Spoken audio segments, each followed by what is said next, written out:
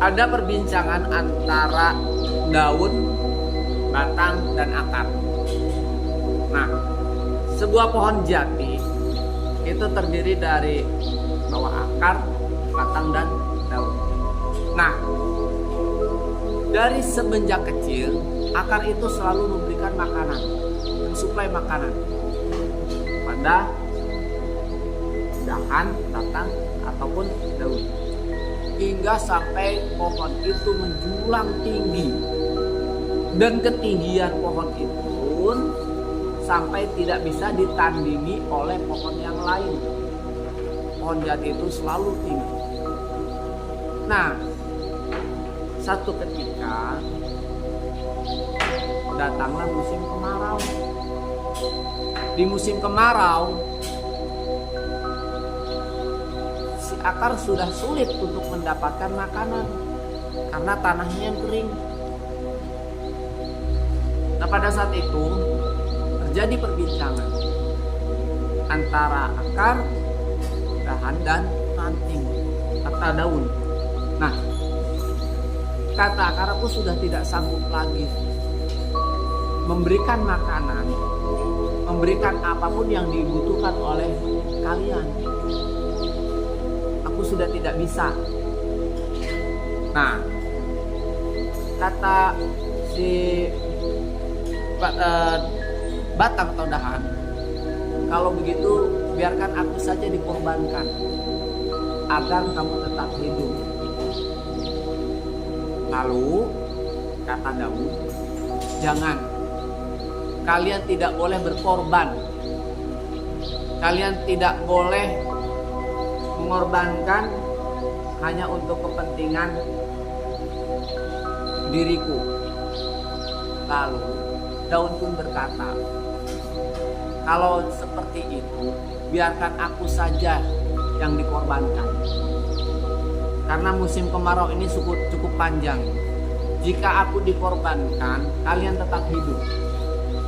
Maka dengan berat hati, akar dan dahannya merelakan daunnya dikorbankan.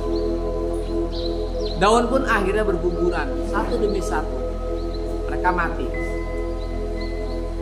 Nah, setelah mereka mati, maka yang tersisa hanyalah dahan dan akar. Mereka bisa bertahan berapa bulan lamanya hingga datang musim penghujan. Apa yang terjadi? Ketika datang musim penghujan, maka muncullah kembali daun-daun baru. Muncul daun-daun muda. Dan akhirnya apa? Mereka tumbuh kembali subur. Di kemudian hari batangnya semakin besar, semakin kuat, pohonnya semakin tinggi. Dari pengorbanan yang tadi dia semakin tinggi lagi.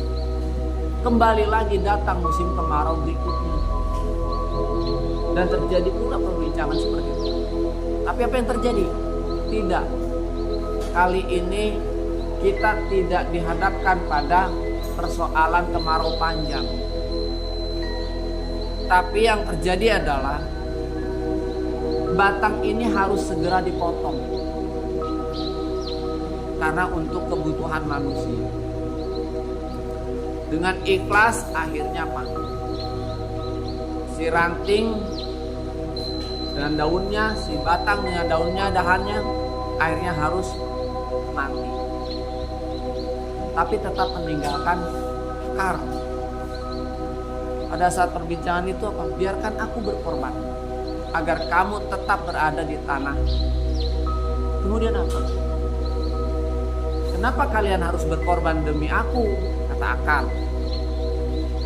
Jika daun mati, batang pun mati, kamu tetap dapat hidup selama kamu mampu mencari makan di tanah yang subur ini. Akhirnya yang terjadi apa? Batang pun dipenggal hingga akhirnya kembali menumbuhkan tunas-tunas baru. Kembali lagi hidup punca itu.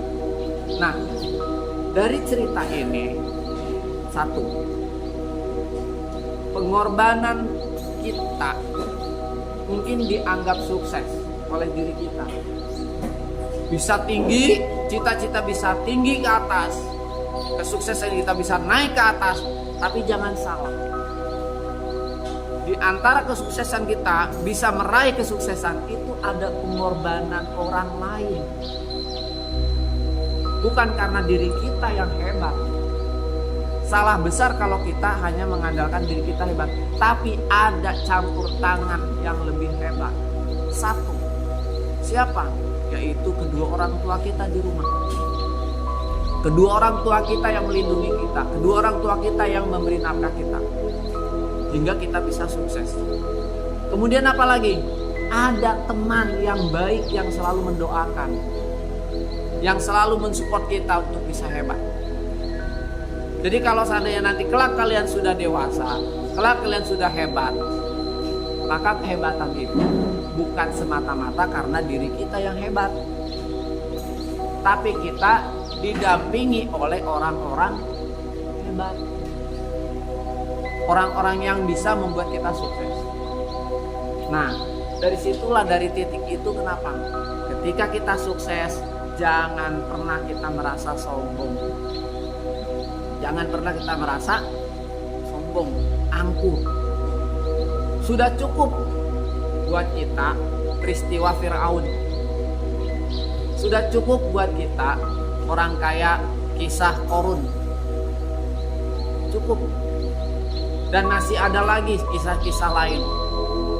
Kisah orang-orang sombong lainnya. Siapa? Abu Lahab, Abu Jahal. Udah cukup. Jadi kalau ada karakter-karakter sombong, maka kita bagian dari orang-orang itu. Iya kan? Kita sombong, berarti kita bagian dari pengikut Firaun yang gak mau menyembah Tuhannya. Kalau orang kaya sombong, berarti kita bagian dari golongan Korun. Ya kan?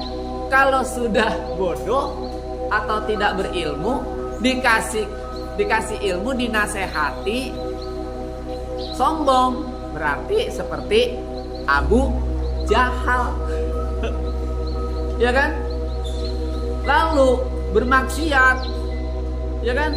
Bermaksiat, kemudian tidak mau mendengarkan, malah justru membahayakan orang lain. Sama halnya dengan Abu Lahab. Ya kan? Nah, banyak tokoh-tokoh yang perlu kita ambil pelajarannya. Gak perlu kita cari yang lain. Paham sampai sini? Bisa ya? Oke, terima kasih, itu saja. Assalamualaikum warahmatullahi wabarakatuh.